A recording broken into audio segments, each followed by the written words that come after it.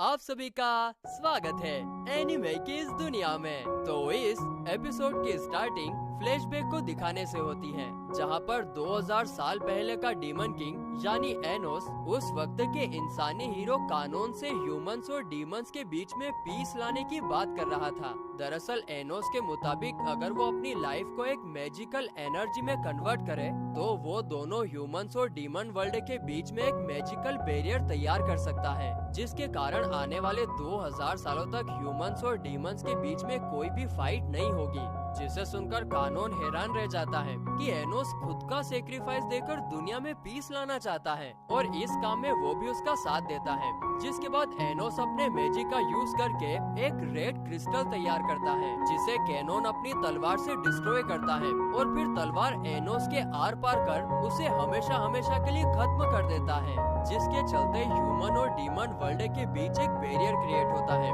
और इससे इन दोनों की फाइट खत्म हो जाती है। यहाँ पर साथ ही में एनोस और कानोन एक दूसरे से वादा करते हैं कि अगर 2000 साल बाद उन दोनों का पुनर्जन्म हुआ तो वो लोग एक दूसरे के दोस्त जरूर बनेंगे।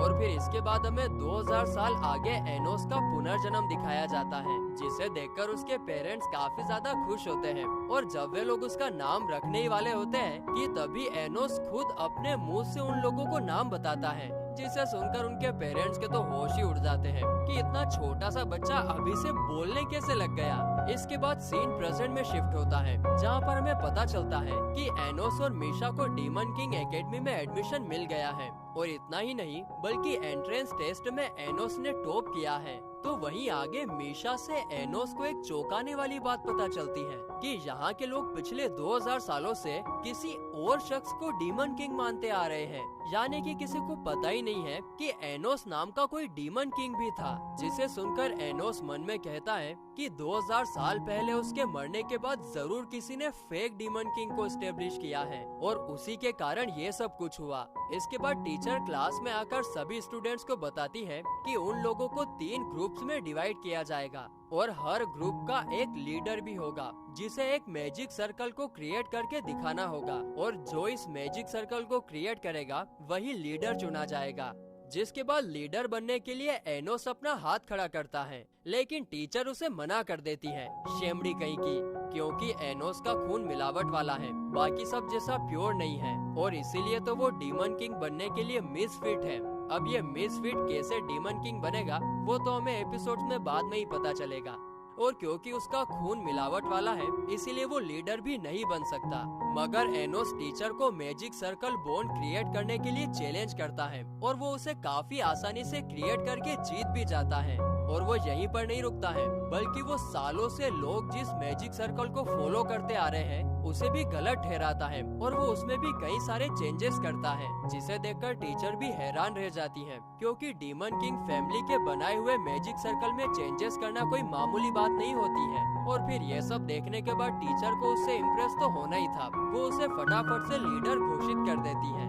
इसके बाद टीचर सभी लीडर्स को अपना अपना ग्रुप बनाने के लिए कहती है। यहाँ पर हम देखते हैं कि तीनों लीडर्स में से एक लीडर साशा नाम की एक लड़की होती है, जो कि असल में मीशा की बड़ी बहन थी, लेकिन वो मीशा को कुछ खास पसंद करती नहीं थी। जिसके बाद साशा इन दोनों से बात करने के लिए आती है और यहाँ पर हमें पता चलता है कि एनोस के ग्रुप में मीशा के अलावा और कोई भी नहीं था, कोई ज्वाइन ही नहीं हुआ था। इससे क्या मतलब है? वैसे भी एनोस को किसी और की जरूरत ही नहीं है, अपना भाई अकेला ही काफी है। साथ ही में हमें यहाँ पर ये भी पता चलता है कि मीशा ना ही कोई डीमन है और ना ही कोई इंसान है। दरअसल वो एक डॉल है जिसमें मैजिक के थ्रू जान डाली गई है। जिस पर एनोस कहता है कि तो क्या हुआ अगर वो मैजिक से बनी है। और साथ ही में वो यहाँ पर साशा की काफी ज्यादा बुराई भी करता है, जिसे सुनकर साशा को काफी ज्यादा गुस्सा आता है और वो अपनी डिमोनिक आइज को एक्टिवेट करती है, जिसके कारण क्लास की दीवारें टूटने लगती हैं और सबको लगने लगता है कि एनोस तो अब गया। क्या पागल लोग हैं यार ये। उसकी डिमोनिक आइज का एनोस पर 1% भी असर नहीं होता और ये देखकर साशा हैरान रह जाती है। जिसके बाद एनोस अपनी डिमोनिक आइज का यूज करके साशा की बत्ती गुल कर देता है और फिर वो साशा से कहता है कि अगर तुम चाहो तो हमारे ग्रुप में शामिल हो सकती हो। लेकिन साशा मीशा को एक डॉल कहकर मना करते हुए वहाँ से चली जाती है। तो वहीं स्कूल छूटने के बाद साशा एनोस को टीम कंपटीशन एग्जाम के लिए चैलेंज करती है। वो कहती है कि अगर तुम जीते तो मैं तुम्हारी टीम को ज्वाइन कर लूंगी, लेकिन अगर मैं जीती तो तुम्हें मेरा सर्वेंट बनकर रहना होगा, जिसे एनोस काफी आसानी से एक्सेप्ट कर लेता है क्योंकि अपनी पब्लिक जानती है कि कौन जीतने वाला है।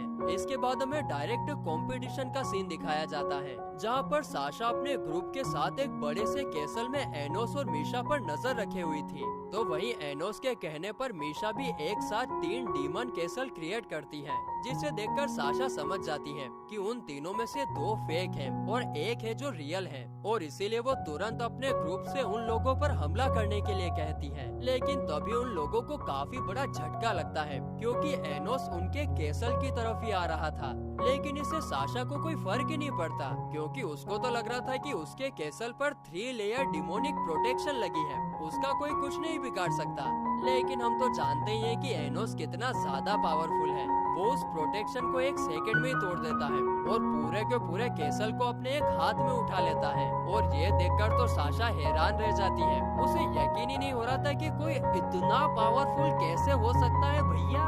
तो वहीं एनोस यहीं पर नहीं रुकता, वो इतने बड़े कैसल को किसी फुटबॉल की तरह उछालकर काफी दूर फेंक देता है, जिसके कारण साशा के पूरे ग्रुप की ऐसी की तैसी हो जाती है, बोले तो वाट लग जाती है। सब लोग मन में सोच रहे होंगे कि यार किससे पंगा ले लिया यार, लेकिन साशा यहाँ पर अभी भी हार नहीं मानती। छोरी धाकड़ से वो सभी को जियो ग्रेस नाम के पावरफुल वेपन का यूज करने का सजेस्ट करती है, जिस पर उसके टीम मेंबर पहले तो मना करते हैं क्योंकि वो काफी ज्यादा पावरफुल स्पेल है। लेकिन फिर साशा की मोटिवेशन भरी स्पीच को सुनकर वे लोग जियो ग्रेस का यूज करने के लिए तैयार हो जाते हैं। और फिर वो जैसे स्पेल को पढ़ना स्टार्ट करते हैं, कैसल के सामने काफी बड़ी तोप अपीयर होती है और फिर साशा सभी टीम मेंबर्स के मैजिक का यूज करके एनोस की तरफ फायर कर देती है। लेकिन एनोस सिर्फ अपनी एक उंगली का यूज करके ना ही उस हमले को रोकता है, बल्कि इन लोगों के कैसल पर भी एक जोरदार हमला करता है, जिसके कारण वहाँ पर काफी बड़ा धमाका होता है और सबकी हालत पतली हो जाती है।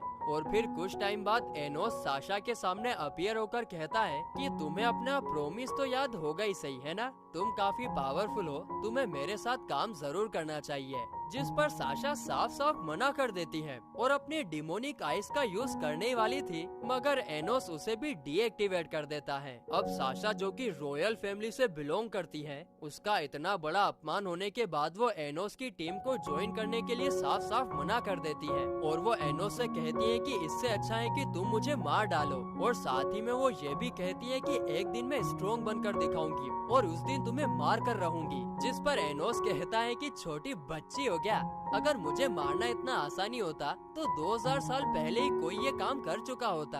तभी वहाँ पर मीशा आती है, जिसके मासूम से चेहरे को देखकर साशा एनोस की टीम को ज्वाइन करने के लिए मान जाती है। आगे साशा एनोस से पूछती है कि क्या तुमने मुझे सिर्फ मीशा के लिए अपने ग्रुप में शामिल किया है या फिर और कोई वजह है, जिस पर एनोस कहता है कि हाँ, एक और वजह है। दरअसल मुझे तुम्हारी डिमोनिक आइस काफी ज्यादा पसंद है, उसमें काफी ज्यादा पावर है। इससे पहले मैंने ऐसी डिमोनिक आइस कभी नहीं देखी। जिसे सुनकर साशा टमाटर की तरह लाल हो जाती है। इसके बाद एनोस मीशा और साशा दोनों को अपने घर लेकर आता है, जिसे देखकर एनोस की मोम कहती है कि बाप रे बाप, क्या लड़का ये 2 दुल्हने घर पर लेकर आ गया, यहाँ तो लोगों को एक लड़की नहीं मिल रही। तो वहीं उसके डैड भी खुशी के मारे रोने लगते हैं। आगे एनोस के हंसते खेलते पेरेंट्स को देखकर साशा को काफी ज्यादा खुशी होती है। तो वहीं डिनर हो जाने के बाद साशा मीशा से पूछती है कि क्या तुम एनोस को पसंद करती हो, जिस पर मीशा हाँ में जवाब देती है।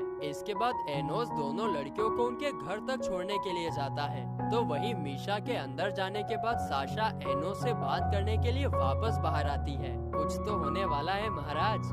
वो उसे थैंक्स बोलती है मीशा और उसके बीच सब कुछ ठीक करने के लिए, जिस पर एनोस एकदम अच्छे बच्चे की तरह योर वेलकम कहता है। और फिर हम देखते हैं कि एकदम से साशा का मूड रोमांटिक होता है और वो एनोस को अपने पास आने के लिए कहती है, लेकिन एनोस मना कर देता है। नहीं नहीं नहीं यार, मैं नहीं आ पाऊंगा यार, मुझसे नहीं हो पाएगा यार ये तो। मगर साशा के एक बार और रिक्वेस्ट करने पर वो उसके करीब आ जाता है और फिर साशा उसके हाथ पकड़कर उसे लिप टू लिप पूरी फीलिंग के साथ किस करती है। और फिर उन दोनों का हो जाने के बाद साशा एनोस से कहती है कि ये सिर्फ एक थैंक यू किस था, उसके अलावा और कुछ भी नहीं। और वो यहाँ पर ये भी कहती है कि मैंने लाइफ में पहली बार किसी को किस किया है। जिस पर अपना भोला भाला डीमन किंग एनोस साशा को उसकी फर्स्ट किस के लिए थैंक्स बोलता है। और ये देखकर साशा मन में कहती है कि तुम सच में काफी बेवकूफ हो। और उसे देखकर हम ऑडियंस भी यही कहते हैं